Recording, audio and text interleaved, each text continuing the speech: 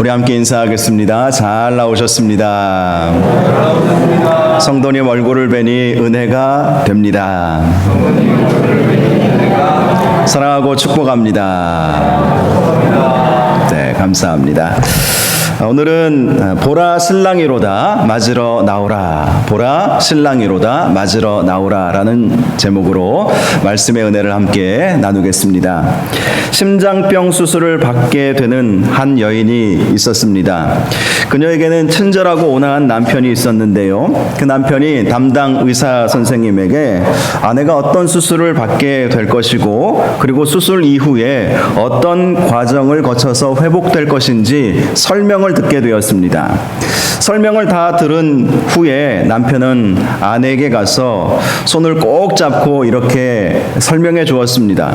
내일 수술을 받는 동안 당신의 몸에서 심장이 분리되고 오직 기계의 도움에 의하여 생명이 유지될 거야.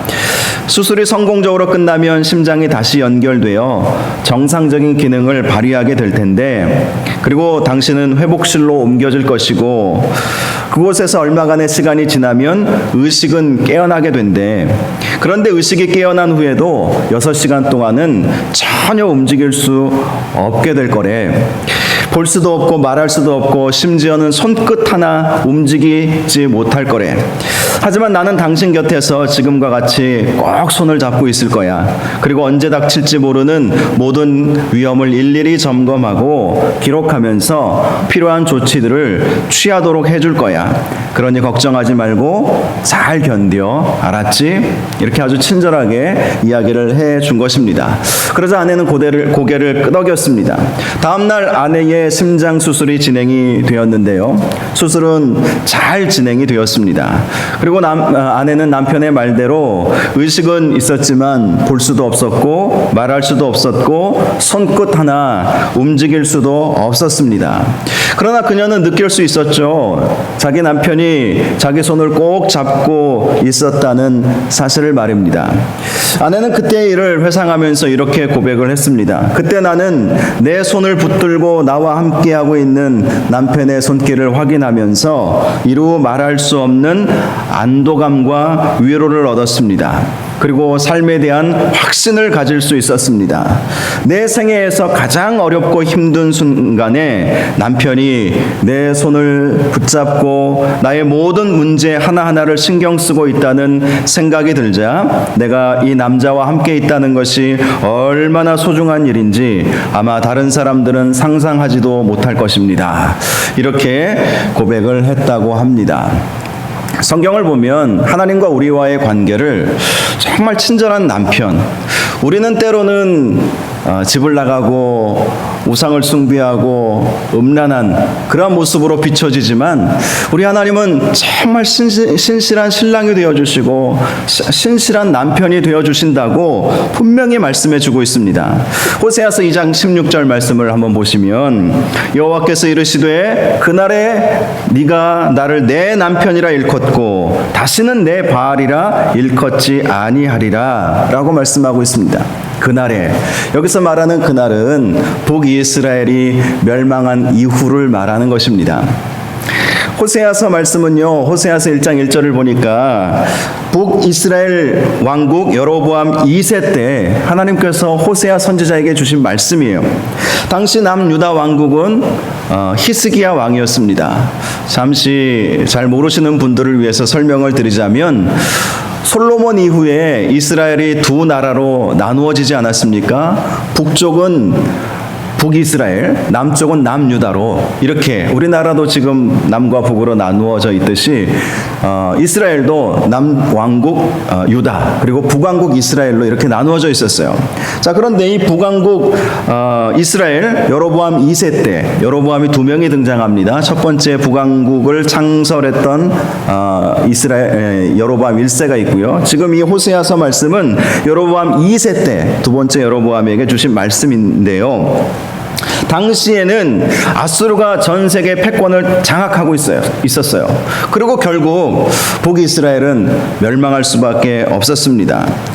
여로보암 2세 이후에 30년 정도 되는 기간 동안에 북이스라엘 왕국은 왕이 6번이나 바뀌는 대격변의 어려움을 겪어야 했습니다. 결국 아수르에 의해서 북왕국 이스라엘은 멸망할 수밖에 없었는데, 그러한 멸망 이후에 너희가 나를 바알이라 부르지 않고 내 남편이라고 부르게 될 것이다. 한마디로 하나님을 이스라엘의 신랑으로, 남편으로 맞이하게 되는 그러한 일이 있게 될 것이다. 고통과 고난의 때가 오면 참 우리 하나님은 선하신 분이시구나, 참 좋으신 분이시구나, 그걸 깨달을 때가 오게 된다라는 말씀인 것입니다. 이사야 선지자도 비슷한 말씀을 했습니다. 이사야서 54장 5절 말씀을 보면, 이는 너를 지으신 이가 내 남편이시라. 그의 이름은 만군의 여호와이시며 내 구속자는 이스라엘의 거룩한 이시라. 그는 온 땅의 하나님이라 일컬음을 받으실 것이라 라고 말씀을 하고 있어요. 자, 이는 너를 지으신 이가 내 남편이시라. 남편이시기에 이사야 선지자도 남유다 왕국의 멸망을 예언했거든요. 멸망 후에 남유다 왕국 백성의 사람들이 그제서야 하나님은 참 신실하신 나의 신랑이시요 나의 남편이시구나 라는 것을 깨닫고 고백할 때가 오게 된다는 말씀인 것입니다. 이 호세아서와 이사야서는 동시대에 기록된 말씀입니다. 즉 북이스라엘에서는 여로보암 2세, 또 동일한 시대에 남유다에서는 히스기야 왕에게 주신 말씀이죠. 그만큼 먼 미래에는 남유다든 북이스라엘이든 다 망하게 될 텐데, 그제서야 너희들이 정말 하나님을 나의 남편으로, 나의 신랑으로 맞이하게 될 것이다. 그렇게 회복의 말씀을 해 주신 것입니다. 그리고 실제로 회복은 이루어지게 되었죠. 이스라엘 백성들이 포로로 끌려갔지만 하나님 말씀에 순종하고 하나님께로 돌아가고 그의 모든 죄악을 버리고 거룩한 신부가 되었을 때, 하나님은 그들을 다시 하나님의 신부로 맞이해 주게 된 것입니다. 그래서 회복을 시켜 주었다는 것이 구약 성경의 내용인 것입니다. 오늘 말씀을 보면 여러분들이 잘 알고 계시는 열 처녀의 비유이지요. 오늘 말씀을 이해하기 위해서는 이스라엘의 결혼 제도에 대해서 몇 가지 알아야 하는데요. 유대인의 결혼식에는 몇 가지 절차가 있었습니다. 일반적으로 신랑은 몇몇 친구들과 함께 자기 집을 떠나서 신부를 데리러 신부의 집으로 갔습니다. 그리고 신부의 집에서 여러 예식을 마치고, 그리고 해가 질 즈음에 신랑은 신부를 데리고 자기 집으로 돌아오게 되었습니다. 그리고 나서 결혼 잔치가 벌어졌는데요. 며칠 동안, 거의 일주일간 결혼 잔치가 벌어졌다고 해요. 우리나라는 결혼식 하면 그날만, 또 미국도 마찬가지더라고요. 그날만 이렇게 축하하지만 이스라엘의 결혼 예식은 일주일 동안 지속이 되었다는 것입니다. 그리고 잔치가 끝남과 동시에 신랑과 신부의 결혼 예식이 마무리되도록 그렇게 했던 것입니다. 자, 그렇다면 오늘 본문 보니까 열 처녀가 등장하고 있지요. 이 열 처녀가 누구일까? 본문 1절 말씀을 보면, 그때의 천국은 마치 등을 들고 신랑을 맞으러 나간 열 처녀와 같다 하리니 라고 말씀하고 있죠. 이 말씀을 통해서 열 처녀를 보통 신랑을 맞이하는 신부다 이렇게 해석을 합니다. 물론 이 해석이 잘못된 해석은 아니에요. 그런데 말씀을 묵상하면서 이런 생각이 들지 않습니까? 한 신랑의 열 신부라. 이 좀 문제가 있죠. 아무리 일부 다처제가 용인된 그런 시대였다 할지라도 한 신랑이 10명의 신부를 맞이한다. 이것은 사실은 비윤리적인 측면이 있는 거예요. 그래서 본문의 정황상 이 열 처녀는 자, 신랑이 신부를 데리고 신부 집에 가서 지금 데리고 오지 않습니까? 자, 그리고 이제 이 신랑과 신부를 맞이하여서 혼인잔치 집에 들어가도록 이 들러리들이 있었습니다. 오늘 우리가 사용하는 이 들러리라고 하는 이 단어는 부정적인 의미로 많이 사용을 하죠. 그러나 실제로는요, 이 들러리라고 하는 것이 신랑과 신부를 환영하고 축하해주고 하는 아주 중요한 역할을 감당했던 사람들이었습니다. 그래서 이스라엘 그 풍습에 있어서 장례식이나 또 결혼식에 있어서는 이러한 들러리들, 함께 애도해주는, 장례식 때는 함께 애도해주는 사람들, 또 결혼식 때에는 함께 축하해주는 그런 사람들이 필요했던 것이죠. 보통 10명씩의 들러리를 세우게 되었다고 합니다. 더 적극적으로 축하해주고 함께 웃어주고 함께 감사하고 기뻐해주는 신랑과 신부와 함께, 그런 사람들이 바로 이 10명의 처녀라고 그렇게 보는 것이죠. 물론 보통 전통적으로 신부라고 해석해도 큰 무리는 없을지도 모릅니다. 중요한 것은 자, 신랑과 신부가 이제 신랑의 집에 들어가서 혼인잔치에 참여해야 한다는 거예요. 이 10명의 처녀가 혼인잔치에 참여하고자 하는 그런 마음으로 신랑과 신부를 기다리고 있었던 것이죠. 요한계시록 19장 말씀을 보면 우리가 천국에 가는 것을 어린 양의 혼인잔치에 참여하는 것이라고 말씀해주고 있습니다. 요한계시록 19장 9절 말씀을 보니까 어린 양의 혼인잔치에 청함을 받은 자들은 복이 있도다. 이 들러리일지라도 이들은 청함을 받은 사람들이에요. 혼인잔치에 청함을 받은 사람들은 복이 있도다.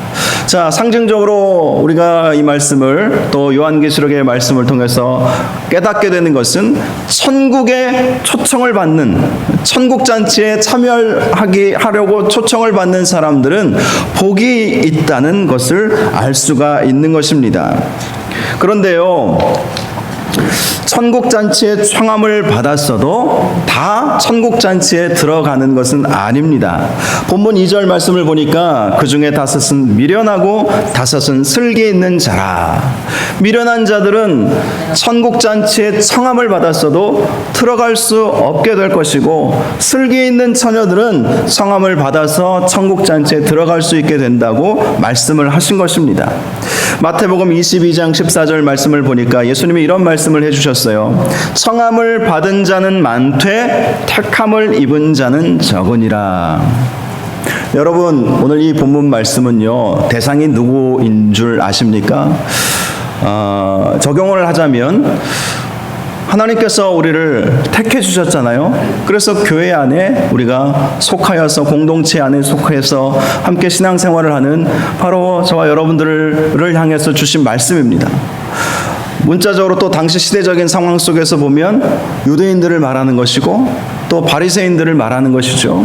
청함을 받았어요. 이스라엘 백성은 스스로 선민이라고 생각하지 않았습니까? 하나님께서 택하신 하나님의 백성, 청함을 받았어요. 그러나 천국잔치에 택함을 받은 사람들은 적었다는 것이죠. 하나님의 아들 예수 그리스도를 믿을 때에만 천국에 들어갈 수가 있는데, 당시 수많은 유대인들이 청함을 받았지만 택함은 받지 못한 것이죠. 그들은 예수님을 영접하지 않았습니다. 사사건건 예수님을 비난하고 비판하고 조롱하고 심지어는 예수님을 죽이려고까지 하지 않았습니까? 오늘날에도 이 말씀을 적용해 보면 우리가 택함을 받아서 이렇게 교회에 나와서 신앙생활을 하고 있지만, 그러나 청함을 받았지만 택함을 받은 사람은 적을 수 있다라는 경고의 말씀을 이 마지막 예수님의 재림 시기에 주님께서 주시는 말씀이에요. 실제로 여러분, 교회 다녔다고 교인이라고 해서 다 구원받는 것은 아니지 않습니까? 교회 교적부에 우리의 이름이 올라가져 있다고 그 교적부가 생명책이 될 수는 없는 것입니다. 제가 25년 이상 목회를 해보았는데요, 보면서 많은 분들을 제가 만나보았습니다. 대부분은 그래도 생명책에 이름이 기록되었구나라고 느껴질 만큼 신실하게 신앙생활을 하시는 분들이었습니다. 그런데 몇몇 분들은 그렇지 않은 분들을 보았어요.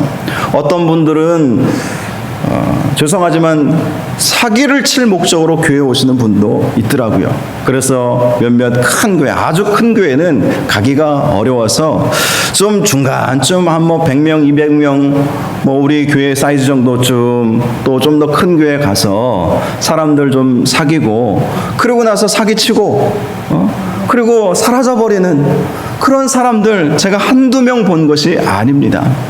심지어 어떤 사람들은요, 교회에 등록되어서 열심히 뭔가를 하는 것 같아요. 그런데 희한하게 그분은 헌금하는 시간에 뒤로 슬쩍 빠지는 거예요.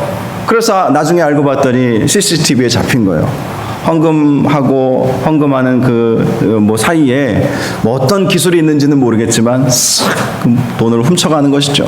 그럴 목적으로 교회 등록해서 다니는 사람들도 있다는 것이죠. 좀 극단적인 예의겠지만. 그리고 우리가 신앙생활을 한다고 하지만 정말 형식적으로 어쩔 수 없어서 가정의 평안을 위해서 다니시는 분들도 분명히 있을 것이고, 또 여러 가지 여건상 교회 안 다니면 안 될 것 같아서 교회 다니시는 분들도 계실 거예요.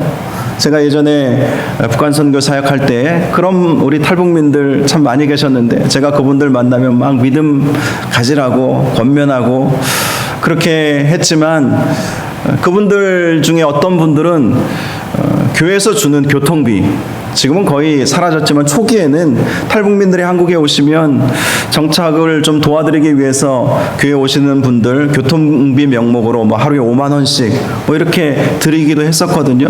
그럼 그 돈 바라보고 오는 사람들도 있었거든요. 그건 이제 그 실질적인 일이죠. 실제 교회는 다녀도 택함받지 못한, 청함은 받았어도 택함받지 못한 사람들은 분명히 있다. 그것이 하나님의 말씀이고 예수님께서도 말씀해 주신 것이고, 오늘 본문 말씀에서도 미련한 자들과 슬기로운 자들이 마지막 날에는 구별이 된다는 것이죠. 저와 여러분이 슬기로운 다섯 처녀가 되어야 할 것입니다. 3절과 4절 말씀을 보니까 이 미련한 자들의 특징에 대해서 말씀하고 있어요. 또 슬기로운 자들의 특징에 대해서도 말씀하고 있습니다. 미련한 자들은 등을 가지되 기름을 가지지 아니하고, 슬기 있는 자들은 그릇에 기름을 담아 등과 기름을 함께 가져갔다라는 것입니다. 자, 이 말씀을 보면 미련한 자들이나 슬기로운 자들이나 모두 등은 가지고 있었다고 말씀합니다. 등이 상징하는 것은 외면적인 모습을 상징하는 거예요. 외적인 모습. 외적인 모습은 나무랄 데 없이 열심히 신앙생활하고 있는 모습을 가졌다는 것입니다. 그런데 문제는 이 미련한 다섯 처녀는 무엇이 없었습니까? 기름이 없었다는 거예요. 기름. 등만 가지면 뭐합니까? 어두운 밤에 등을 비출 수 있으려면 기름이 있어야 되는 거예요. 기름이 없으면 심지만 타버리고 냄새만 나고 아무 쓸데 없는 것이죠. 자, 이 기름이라고 하는 것은 우리의 신앙생활을 밝히는 그 무엇인가를 상징하는 것입니다. 여러분, 이 기름이 무엇인지는 대충 느낌은 오실 거예요. 기름이 무엇이겠습니까? 깨어 기도하는 것, 말씀과 기도로 무장하는 것, 지금까지 쭉 예수님께서 말세의 징조와 또 여러 가지 비유의 말씀들을 통해서 우리에게 말씀해 주신 것처럼 깨어 기도하고 준비하라. 그것이 기름을 준비하는 거예요. 말씀을 준비하는 것이고, 기도함으로 또 성령을 가리키는 말씀이기도 하죠. 성령의 충만함으로 그 기름을 우리가 준비하고 있어야 한다는 것입니다. 그렇지 아니하면 신랑이 갑자기 오는데, 어두운 밤중에 온다고 말씀하고 있지 않습니까?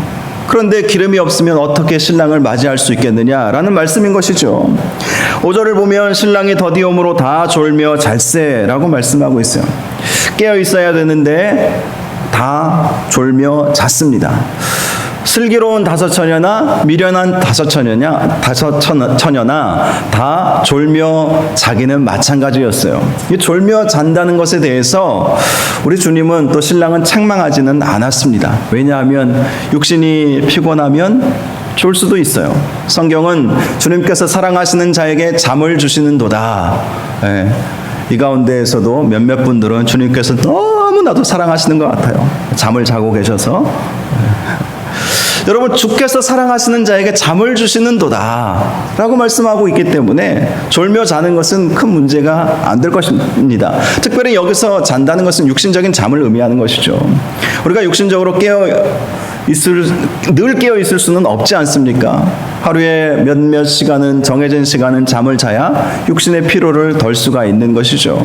그런데 잠을 자더라도 준비할 것은 준비해야 된다는 거예요.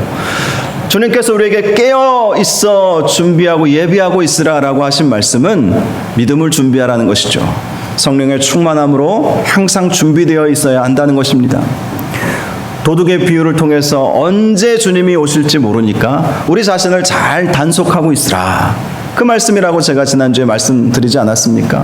우리 자신을 성령의 충만함으로 말씀과 기도로 잘 단속하고 있어야 육신이 피곤해서 잘 수는 있어요. 졸 수는 있어요. 그러나 주님 오실 때 벌떡 일어나서 기름과 등불을 들고 우리 주님을 맞이할 수 있지 않겠습니까? 그런데 아예 영적으로도 잠을 자고 있고 육신적으로도 잠을 자고 있으면 이거는 회복할 수 없는 지경에 이르게 되는 것입니다. 자, 6절을 보니까 드디어 신랑이 오게 되었습니다. 밤중에 소리가 나되 보라 신랑이로다 맞으러 나오라. 오늘 말씀의 제목이 보라 신랑이로다 맞으러 나오라 아닙니까? 마지막 때에 하늘에서 천군 천사가 이렇게 외칠 것입니다. 보라 신랑이로다 맞으러 나오라. 저와 여러분은 하나님께서 보시기에 거룩한 신부가 되어야 할 것입니다. 하나님 보시기에 남자든 여자든 이 신부, 거룩한 신부가 된다는 것은 우리 자신도 그렇지만 교회가 또한 거룩한 신부가 되겠죠. 우리 주님께서 오실 때 천군 천사들이 외치는 것입니다. 보라 신랑이로다 맞으러 나오라. 그럴 때 저와 여러분이 기쁨으로 달려 나갈 수 있기를 바랍니다. 이 일은 밤에 이루어졌다고 말씀하고 있어요. 밤에, 한밤중에, 칠흑같이 어두운 그 한밤중에 좀 낮이라도 아침이라도 동틀 무렵이라도 신랑이 오면 멀리서 다 보이잖아요. 그런데 당시 이 고대 근동 사회에 무슨 불빛이 얼마나 있었겠습니까? 지금이야 밤에 밖을 나가도 어느 정도 식별이 가능할 정도로 다 보이죠. 그런데 제가 지금도 좀 외진 선교지 같은 데 가면요, 한밤중에 칠흑같이 어두워요. 아무것도 안 보입니다. 바로 옆에 누가 계시는데도 그분의 얼굴도 안 보여요. 한밤중이 말하는 것은 바로 그런 것입니다. 아무것도 안 보이는데 갑자기 소리와 함께 나타나는 거죠. 소리를 지르는 사람들도 깜짝 놀랐겠죠. 아무도 안 보였는데, 아무것도 없었는데 갑자기 신랑이 오는 거예요. 그러니 외칠 수밖에 없죠. 동네 사람들이 보라 신랑이로다 맞으러 나오라. 우리 주님이 오시는 것도 갑작스럽게 오신다고 우리에게 계속해서 말씀해주고 있지 않습니까? 자, 그런데 7절과 8절의 말씀을 보시면 이에 그 처녀들이 다 일어나 등을 준비할세 미련한 자들이 슬기 있는 자들에게 이르되 우리 등불이 꺼져가니 너희 기름을 좀 나눠달라 하거늘 이라고 말씀하고 있어요. 자, 갑자기 신랑이 옴으로 인해서 이 10명의 처녀들은 분주하게 되었습니다. 그런데 문제는 미련한 이 여인들에게는 기름이 없었다는 거예요. 기름이. 그래서 불을 켤 수가 없는 거예요. 신랑을 맞이하러 나가야 되는데 불을 못 켜는 것입니다. 그래서 슬기 있는 처녀들에게 말하죠. 우리 등불이 꺼져가니 너희 기름을 좀 나눠달라. 사실 이 말은 거짓말이죠. 핑계죠. 왜요? 3절을 보세요. 그들에게는 기름이 없었다고 분명히 말씀하고 있지 않습니까? 마지막 날에 이렇게 핑계대는 사람들이 있을 것이다. 내가 왜 교회 안 다녔는지, 내가 왜 예수를 안 믿었는지, 내가 왜 충성스럽게 봉사하지 못했는지 핑계대는 사람들이 많이 있을 것임을 알려주시는 말씀인 것입니다. 예수 믿어보려고 했는데 기회가 없어서 못 믿은 거라고. 믿고 싶은 마음이 아예 없었지만 마지막 그때 되면 주님이 공중 재림하실 때 마지막 마지막 그때 되면 수많은 사람들이 이 핑계에 저 핑계 대고, 그리고 예수 믿는 사람들에게 막 하소연하지 않겠습니까? 네가 가지고 있는 구원을 좀 나에게 나눠줘봐라. 그러나 여러분, 우리의 구원을 어떻게 나눠줄 수 있습니까? 구원은 하나님과 나와의 관계 속에서 이루어지는 거예요. 내가 가진 구원, 내가 100%의 구원을 가지고 있다고 해서 10% 20% 나눠줘서 부끄러운 구원이라도 받아라, 이렇게 할 수 있는 게 아니거든요. 이 구원, 뭐 물건이라면 좀 떼서 나눠줄 수 있지만, 이 기름은 성령 충만함과 구원을 상징하는 것이거든요. 이걸 나눠줄 수가 어떻게 있겠습니까? 그래서 이들은 핑계를 대는 것이죠. 예수 믿으려고 했는데, 잘 준비해 보려고 했는데 기회가 없었다. 또 누가 나를 인도해 주지 않아서 나는 그동안 교회 못 나간 것이다. 열심히 교회에서 봉사도 하고 싶었는데 너무 바빠가지고 그랬던 거라고, 그렇게 핑계를 댄다는 것입니다. 그러나 우리 주님께서 다시 오시는 마지막 때에는 핑계 댈 수가 없어요. 우리 주님은 다 아시기 때문입니다. 사람과 사람 사이에서는 핑계가 통할지도 모르겠습니다. 그러나 우리 주님과 우리의 관계 속에서는 핑계가 통하지를 않아요. 우리 하나님은 사람의 중심을 꿰뚫어 보시고 다 아시기 때문에 무슨 핑계를 댈 수 있겠습니까? 내가 왜 예수 안 믿었는지 믿지 않는 사람들을 향해서 말하는 거예요. 열심히 신앙생활 하지 못하는 분들을 향해서 말하는 것입니다. 내가 왜 열심히 되지 못했는지 여러 가지 핑계거리들 우리가 많이 있을 수 있지만, 정말 한번 생각해 보세요. 정말 한번 생각해 보세요. 그게 핑계거리가 될 것인가? 내가 바쁘다는 이유로, 또 여러 가지 건강의 문제로, 또 내가 아직은 초신자니까 뭐 이렇게 생각하는 거 다 핑계에 불과하다고 우리 주님께서 이 비유의 말씀을 통해서 경고하고 있다는 거예요. 지금 이 비유의 말씀은 믿지 않는 자들에게 주시는 말씀이 아니라는 것입니다. 이제 믿는 자들에게 주시는 말씀으로 마태복음 25장은 흘러가고 있어요. 24장의 말씀은 믿지 않는 자들에 대한 말씀이라고 한다면, 믿는다고 하는 사람들에게 25장부터는 이제 그들에게 말씀해 주시는 거예요. 열 처녀가 있었지만 5명의 미련한 처녀는 온전히 신앙생활 못했다는 것이죠. 다음 주에 살펴볼 달란트 비유도 그렇지 않습니까? 다 1달란트, 2달란트, 5달란트, 달란트를 받았어요. 달란트는 은사예요, 은사. 하나님의 선물입니다. 하나님을 믿는다고 하였기 때문에, 그래도 뭔가 신앙생활 해본다고 했기 때문에 하나님이 다 각자에게 은사를 주신 거예요. 믿지 않는 사람들에게 주시는 말씀이 아닌 것입니다. 그런데 1달란트 받은 자는 핑계대기에 급급했죠. 주인에 대해서 저는 잘 몰랐습니다. 주인은 화가 많으신 분이시고 또 노를 바라시는 분으로 알아서 혹시나 실수할까봐 이 주인께서 주시는 이 달란트 혹시나 잊어버릴까봐, 잃어버릴까봐, 다 그냥 없어져 버릴까봐 땅에 묻어두었나이다, 이렇게 핑계를 내지 않습니까? 그런데 하나님이 주인이 하시는 말씀이 뭡니까? 악하고 게으른 종이라고 말씀을 하지 않으셨습니까? 바깥 어두운 것에 쫓겨나 이를 갈미 있으리로다, 이런 말씀을 해주시지 않은 것입니까? 9절을 보면 슬기로운 처녀들이 이 미련한 처녀들의 부탁에 대해서 이렇게 말씀합니다. 슬기 있는 자들이 대답하여 이르되 우리와 너희가 쓰기에 다 부족할까 하노니 차라리 파는 자들에게 가서 너희 쓸 것을 사라 하니.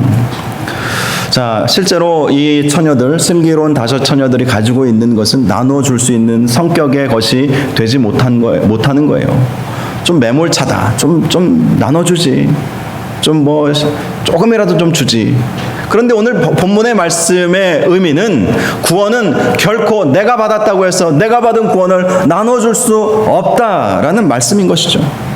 마지막 날에 내 가족이 예수 잘 믿었다고 해서 내가 안 믿었는데 가족의 구원을 내가 일부라도 취할 수 있겠습니까? 없습니다. 전도할 때 보면 종종 이런 분들을 많이 만나요. 예수 믿으시지요? 예수 믿고 천국 가시지요? 교회 한번 나와 보시지요? 그러면 거의 어떤 분들, 거의 대부분 이런 말씀을 하세요. 저희 장모님이 교회 권사님이세요. 그게 어쨌다고요? 어떤 분은 심지어 저의 외삼촌이 목사님이세요. 그게 어쨌다고요? 왜 삼촌이 목사님인 거하고 자기가 예수 믿는 거하고 무슨 상관이 있습니까? 아무 상관이 없어요. 아무 상관이 없어요. 내가 예수 믿어야 되는 거예요. 내가. 이 구원은 나누어 줄 수 있는 것이 되지 못하는 거예요. 그래서 슬기 있는 사람들이 나누어 줄 수 없었던 것이죠. 결국 10절 말씀을 보십시오. 그들이 살아간 사이에 신랑이 오므로 준비하였던 자들은 함께 혼인잔치에 들어가고 문은 닫힌지라. 이 미련한 다섯 처녀들은 또 하나의 미련한 모습을 보입니다. 부끄러운 구원이라도 받으려면, 저는 말씀 묵상하다가 이런 생각이 들었어요. 자, 파는 사람에게 가라. 근데 이 한밤중에, 여러분 한번 생각해 보십시오. 한밤중에 누가 어디 가서 기름을 살 수 있어요? 못 사잖아요. 그러면 슬기 있는 이 다섯 처녀 옷자락이라도 붙잡고 따라가야 되지 않겠습니까? 제가 그 말씀이 딱 들어오더라고요. 부끄러운 구원이라도 받을 수 있는 방법은 있어요. 예수님께서 십자가에 달려 돌아가실 때에 양편에 강도들이 함께 십자가에 달려 죽지 않았습니까? 그런데 한편 강도는 마지막에 회개하죠. 그래서 나를 구원하여 달라고 그렇게 부탁하지 않습니까? 그때 예수님이 하신 말씀이 네가 오늘 나와 함께 낙원에 있으리라. 부끄러운 구원일지 몰라요. 마지막 순간에라도 다시 어떻게 해서든지 한번 구원 받아보려고 하면 참 이게 지혜이지 않을까, 이런 묵상을 제가 제 개인적으로, 뭐 다른 주석에 나와 있지는 않아요. 근데 제 개인적으로 그런 생각을 해보았어요. 마지막 순간에라도 이 슬기 있는 믿음 좋은 성도들 딱 뒷공문이 붙잡고 옷자락이라도 붙잡고 뒤를 막 따라가면, 어떻게 따라왔는데 문을 닫아 버리시겠습니까? 들어갈 때 같이 들어가면 되죠.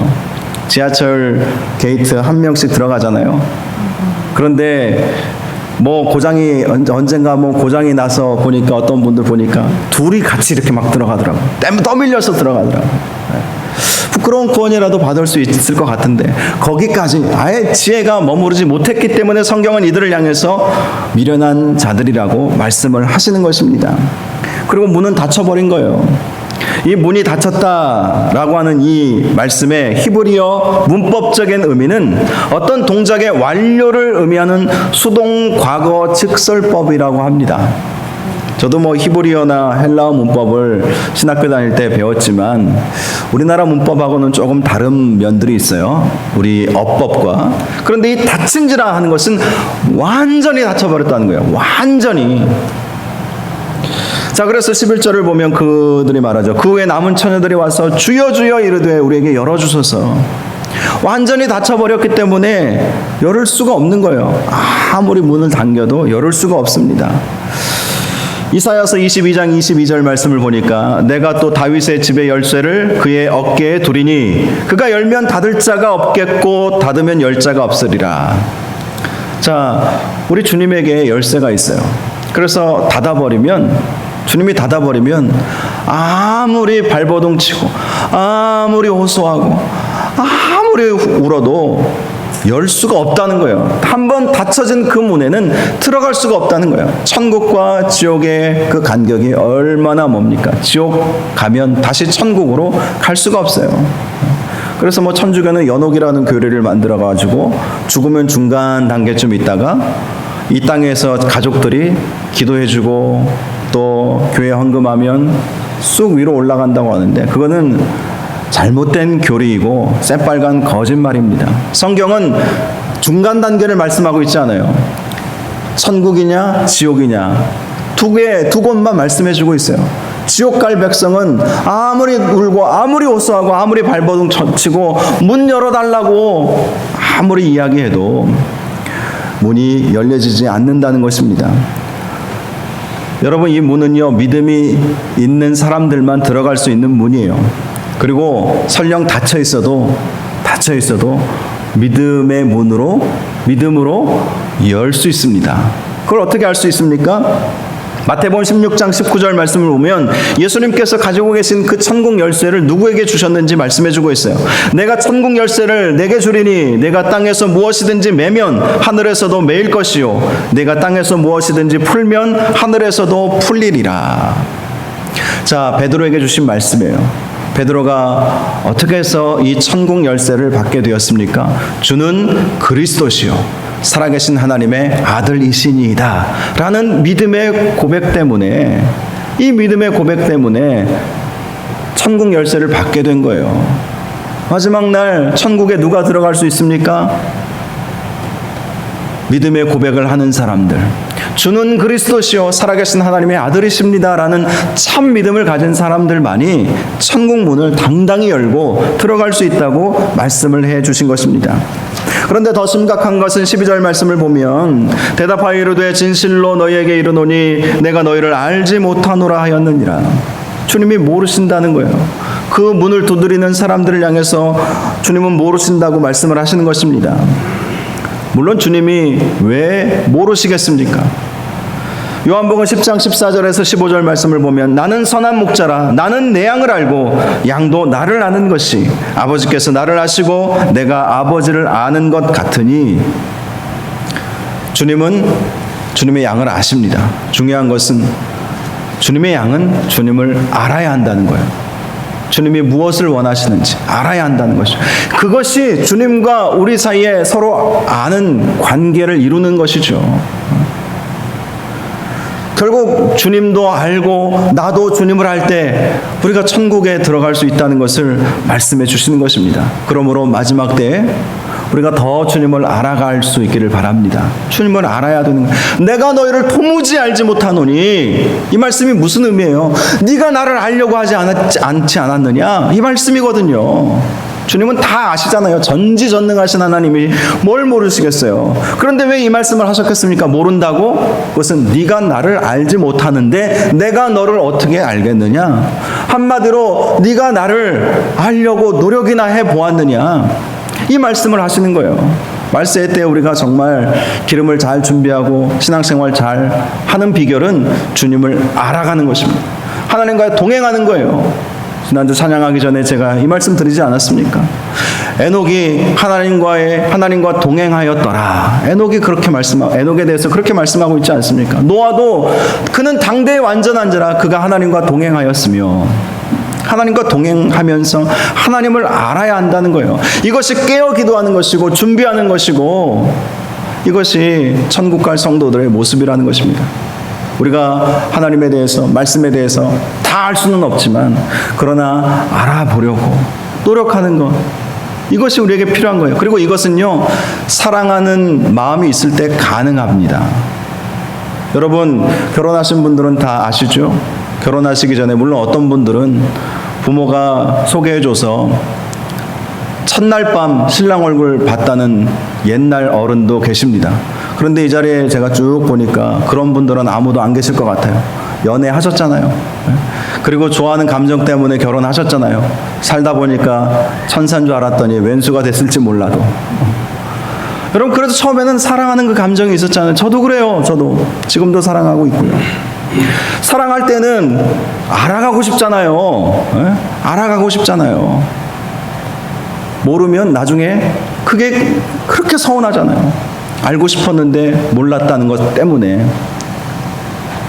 제가 선교사님들 훈련할 때 내적 치유 프로그램을 이렇게 한 번씩 했거든요. 그러면 본인의 과거를 다 이렇게 이야기하면서 자신의 아픔, 또 자신이 정말 행복했던 때가 언제였는지 서로 말을 한 두세 시간 이상 자기 이야기를 하게 합니다. 자, 그런데 문제가 가끔 생기더라고요.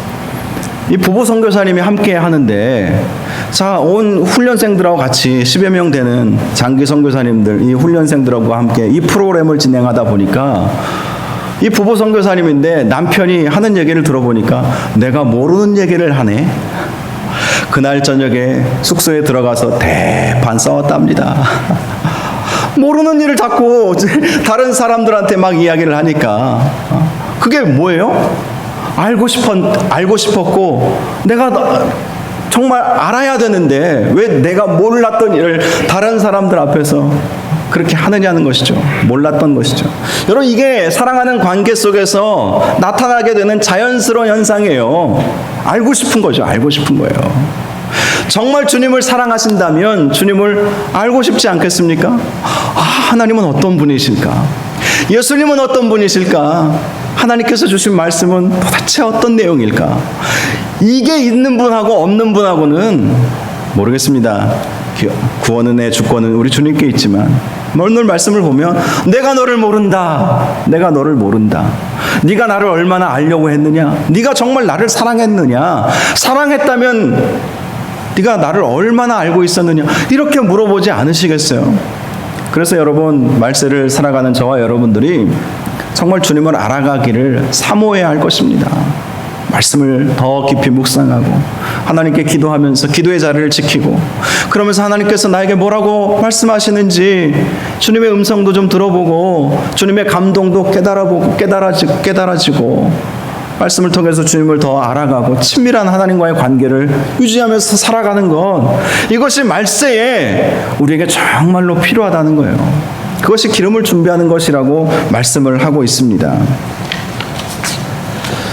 결국 오늘 본문의 말씀의 주제도 13절 말씀에 그런즉 깨어있으라 너희는 그날과 그때를 알지 못하느니라. 계속해서 24장과 25장을 통해서 말세에 깨어있으라라고 말씀을 해주신 것입니다. 여러분, 그런데 이 종말은요, 예수님이 다시 오시는 것만을 의미하지 않습니다. 마지막 날이라고 하는 것은 The Last Day 그리고 Last Days, 아마 몇 주 전에 제가 말씀을 드렸어요. 그래요, 우리 인생도 마지막 때가 있어요. 인생의 마지막, 이 죽음이라고 하는 마지막 때가 있지 않습니까? 이 마지막 때도 그날과 그때를 우리는 몰라요. 알 수만 있다면 하루하루 살아가는 하루하루의 시간이 소중하게 느껴질 것이고, 그리고 정말 의미 있는 일을 하고자 할 것입니다. 어떻게 헛되게, 예를 들어서 2년 후 오늘 이날에 내가 주님의 부름을 받는다라는 것을 확실히 알면 2년 동안 여러분 어떻게 사시겠습니까? 그날만 안다면 아마 삶이 달라질 거예요. 2년 동안 내가 잘 준비하고자 하는 그 마음을 가질 것이고, 또 2년 동안 내가 아는 모든 내 이웃들, 내 가족들에게 복음 전하려고 정말 눈물로 복음 전한다고 그들이 믿겠어요? 그러나 눈물로 기도하면 하나님께서 역사해 주실 것이다 라는 그런 믿음으로 열심히 기도하고, 또 건강 허락하여 주실 때까지 열심히 봉사하고 충성하는, 그래서 충성되고 지혜로운 종처럼 그 주인의 그 백성들을 먹이고 살리는 그 일들, 정말 우리가 그렇게 감당하지 않겠어요? 우리 인생의 종말, 또 주님이 다시 오시는 우리 인류의 종말도 다 언제 올지 몰라요. 그러므로 늘 깨어서 주님 오늘 밤에라도 오실 길을 원합니다. 오늘 오시겠습니까, 주님? 요즘처럼 이 코로나19와 또 지구온난화로 인한 이 정말 비가 많이 내리지 않았습니까? 엄청나게 비가 많이 내리고, 이렇게 쏟아지는 비는 참 오랜만에 경험해 보는 것 같아요. 근데 앞으로 이런 비가 계속해서 더 많이 온다고 하지 않습니까? 이럴 때일수록 주님 오실 때가 가까이 왔구나. 주님 언제 오시겠습니까? 오늘 오시겠습니까?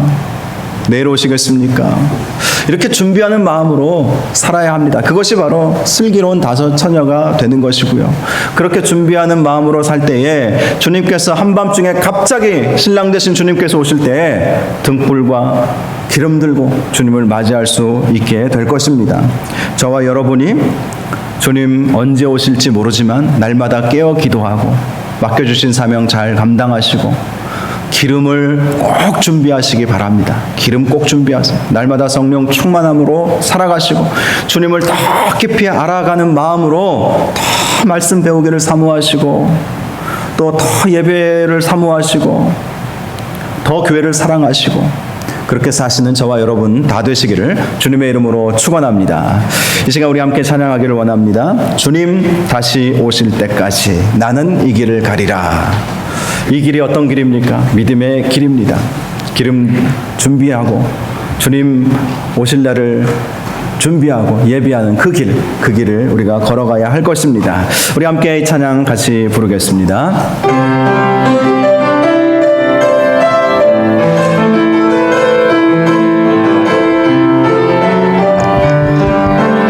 주님 다시 오실 때까지, 주님 다시 오실 때까지 나는 이 길을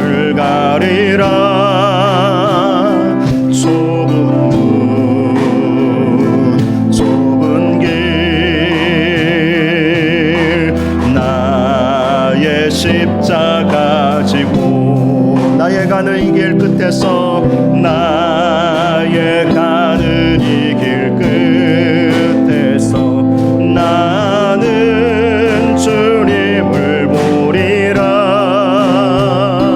영광의 내 주님 나를 맞아주시리 주님 다시 오실 때까지 주님 다시 오실 때까지 나는 일어나 달려가리라 주의 영광 온 땅 덮을 때 나는 일어나 노래하리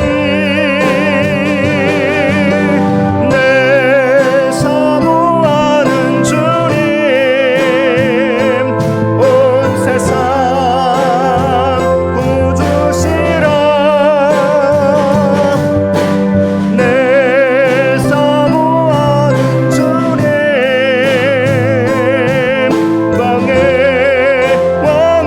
왕이시라 주님 다시 오실 때까지 주님 다시 오실 때까지 나는 일어나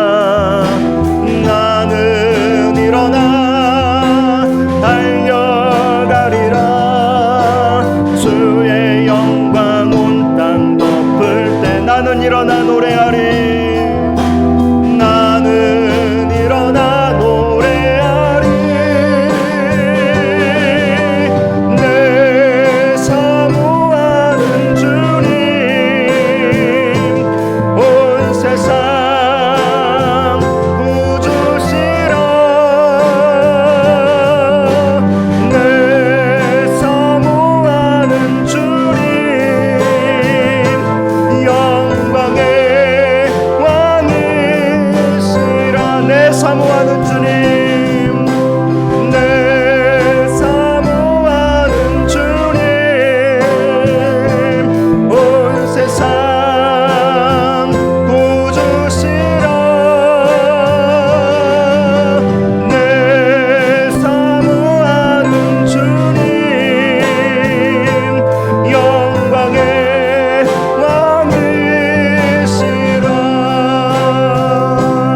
왕이시라 이 시간 말씀 생각하면서 주님 언제 오실지 모르지만 등불과 기름을 준비하여 주님 오실 때 맞으러 나가는 보라 신랑이로다 맞으러 나오라 할 때 주님 제가 여기 있습니다 주님 기쁨으로 맞이합니다 라고 주님 앞에 나아갈 수 있도록 잘 깨어서 준비할 수 있도록 인도하여 주옵소서. 이런 제목으로 우리 말씀 생각하면서 함께 기도하겠습니다. 거룩하고 존귀하신 아버지 하나님, 보라 신랑으로다 맞으러 나오라, 보라 신랑으로다 맞으러 나오라. 우리 마지막 날 때에 우리 주님 오실 때 천군 천사가 우리 교회를 향해서 우리 성도들을 향해서 이렇게 외칠 때가 오게 될 텐데, 하나님 그때 우리가 등불과 기름을 잘 준비하여서 주님 맞이할 수 있도록 도와주시옵소서.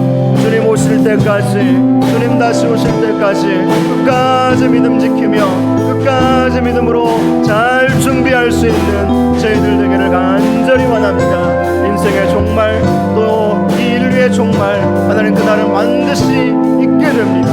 하나님, 그러나 하나님 그날 우리가 주님 오실 때에 주님 만나게 될 때에 기쁨으로 맞이할 수 있도록, 기쁨으로 맞이할 수 있도록 저희들도 오시고 인도하여 주시옵소서. 기름을 잘 준비할 수 있는 저희들 되게 하여 주시기를 원합니다.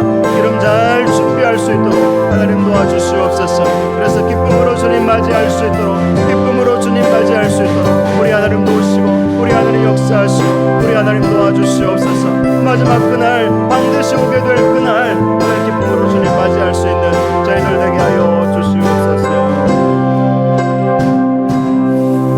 마지막 그날은 분명히 있을 것이라고 말씀하여 주셨습니다. 인생의 종말도 그렇고 인류의 종말도 반드시 오게 될 것임을 말씀하여 주셨습니다. 마지막 때에 보라 신랑으로다 맞으러 나오라 할 때에 우리가 기름 들고 등불 들고 주님 맞이할 수 있도록 주여 도와 주시옵소서. 결코 등에 불이 꺼지지 않도록 우리가 날마다 성령으로 충만한 삶을 살게 하여 주시옵시고 깨어 기도하는 저희들 될 수 있도록 인도하여 주시옵소서. 예수님의 이름으로 기도하옵나이다. 아멘. 아멘.